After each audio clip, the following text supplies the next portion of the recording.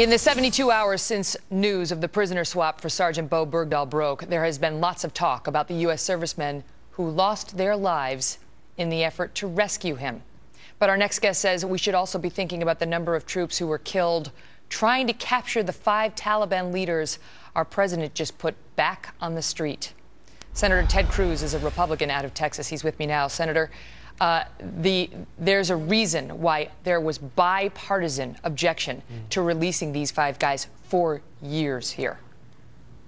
No, that's exactly right, Megan. I mean, this entire deal is extremely troubling. The president decided to make a deal with terrorists, Taliban, that are closely affiliated and interwoven with al-Qaeda. And that deal, we released 5 senior Taliban terrorists. And as you just observed a second ago, an obvious question that leaps to mind: how many soldiers lost their lives to capture these 5 Taliban terrorists? And how many soldiers may lose their lives in the future if and when these Taliban return to making war against Americans? Or how many innocent civilians might be killed?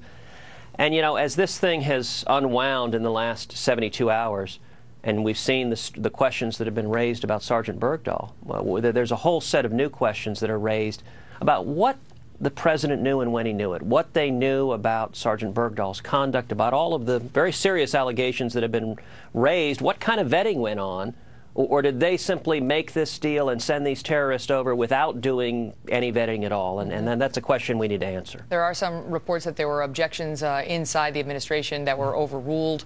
And, of course, the Army back in 2010 determined that Bergdahl walked away from his unit. So I want to shift gears with you while I have you, because there was a fiery exchange with you on Capitol Hill today, railing against the Democrats and a proposed constitutional amendment that they have offered that would essentially curtail free speech. Here's a soundbite of you.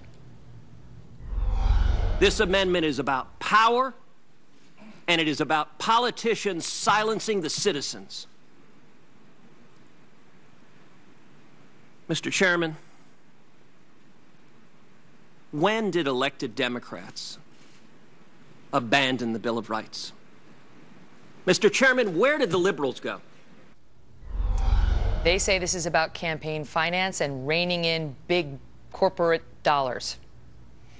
Well, Megan, those are their talking points, but they filed an amendment to the Constitution that would repeal the free speech protections of the First Amendment. What the amendment would do, if adopted, is give Congress plenary authority, absolute authority, to regulate all political speech. It's not limited to corporations. It's not limited to the nefarious billionaires they talk about. It is every single individual citizen. And 42 Democrats have signed on to repealing the First Amendment.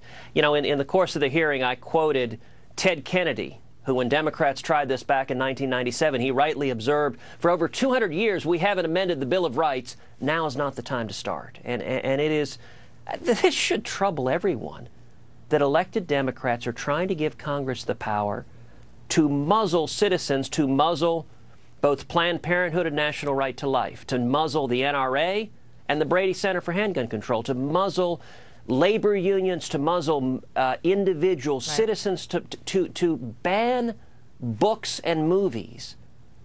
And that is contrary to the most fundamental protections our democracy is built on. This, of course, all relates back to Citizens United, a Supreme Court decision that the Democrats and the president remain very unhappy with. Senator, thanks for being here.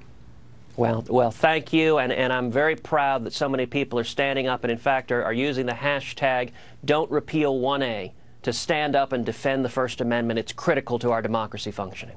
All the best, sir. Thank you.